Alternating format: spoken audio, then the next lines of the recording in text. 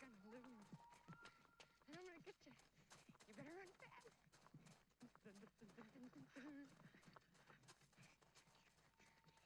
Look out. I'm coming in close. Bueno, vamos a hablar un poquito sobre los movimientos de cámara, ya que no pudimos hacer la práctica. Al menos, bueno, os pongo algunos ejemplos y luego vamos a ver los aparatos que tenemos en el laboratorio y un pequeño ejemplo de cómo usarlos.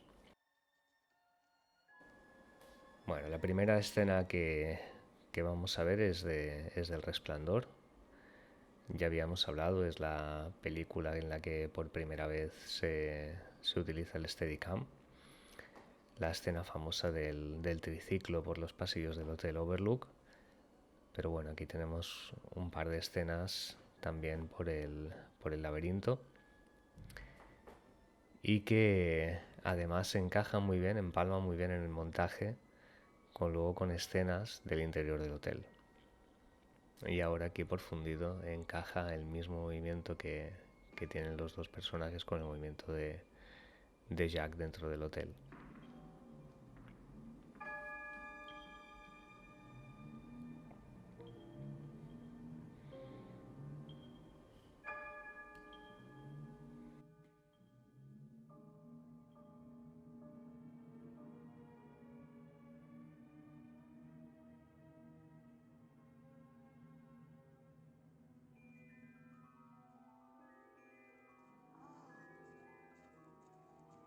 We made it. Isn't it beautiful? Yeah.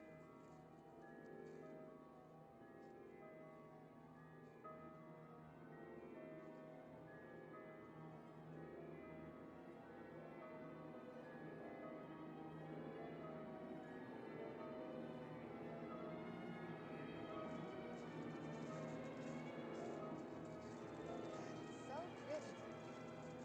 Yeah. I didn't think it's gonna be this big, did you? No.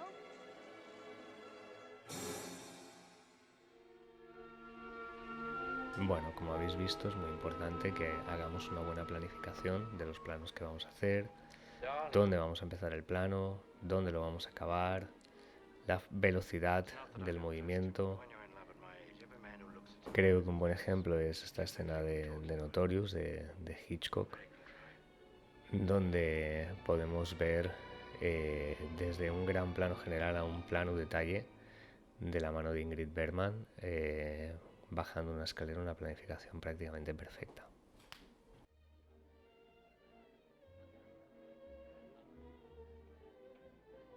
Y fijaros como ahora en realidad hay dos movimientos, un movimiento de la cámara moviéndose, fijaros que no es únicamente un movimiento de zoom, ya que veis que no cambia ni el ángulo ni tampoco la profundidad de campo. Fijaros aquí sí que hay un movimiento de zoom en el que vemos cómo varía la profundidad de campo.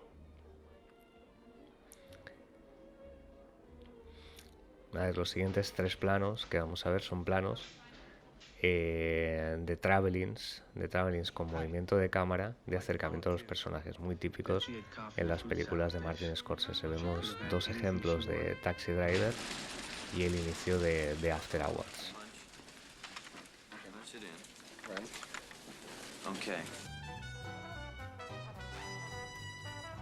Aquí vamos a ver cómo con un movimiento de panorámica sincronizado, veis como el director está dando las orientaciones al operador de cámara y el operador de cámara tiene perfectamente controlado dónde inicia y dónde acaba el plano. Bueno, vamos a ver ahora el material con el que podemos trabajar en el laboratorio. Vamos a ver estos tres estabilizadores, el gimbal que nos servirá para hacer las veces de un Steadicam, el soporte de hombro que nos sirve para hacer las veces de una cámara NG, de una cámara tipo reportero, y el Flick Rig, que es un estabilizador que también sustituye al Steadicam, pero que nos da mucha más libertad. El más complicado de utilizar es el gimbal, y básicamente porque hay que equilibrar la cámara dentro del soporte, ¿vale? Pero no tiene mucho truco. Ahora aquí os hago un pequeño ejemplo de cómo colocamos la zapata dentro del soporte y simplemente ajustando las guías que tienen las guías verticales y las guías horizontales podemos equilibrarlo sin demasiado problema. Una de las ventajas del gimbal es que además tiene un sistema de giroscopio, tiene un sistema motor que en el momento de encendido acaba de equilibrar la cámara perfectamente, aunque nosotros no la hayamos equilibrado al último milímetro. Aunque ya veréis que en realidad cuanto mejor nosotros la equilibremos, mucho menos trabajará el motor del gimbal y la estabilización será pues mucho más correcta, ¿no? O sea, podemos ajustar por un lado la posición de la cámara con respecto al eje horizontal en relación a la zapata, y cuando la tenemos más o menos orientada ajustamos a su eje vertical. ¿Veis? Aquí queda prácticamente perfectamente ajustada.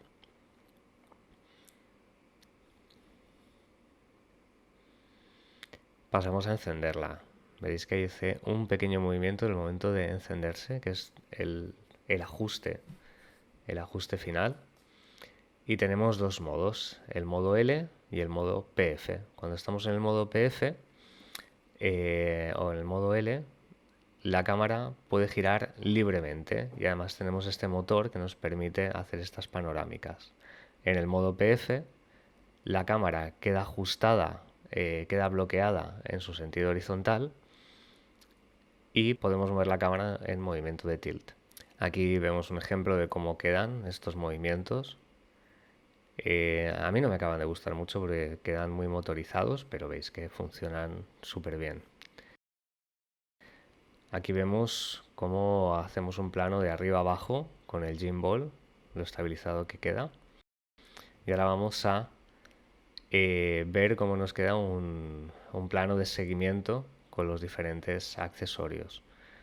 ¿Vale? El primero es el gimbal.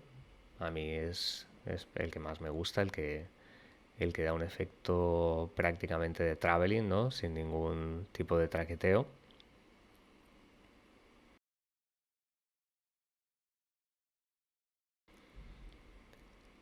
Aquí estamos utilizando el FICRIC, aquí veis que sí que tiene cierto movimiento.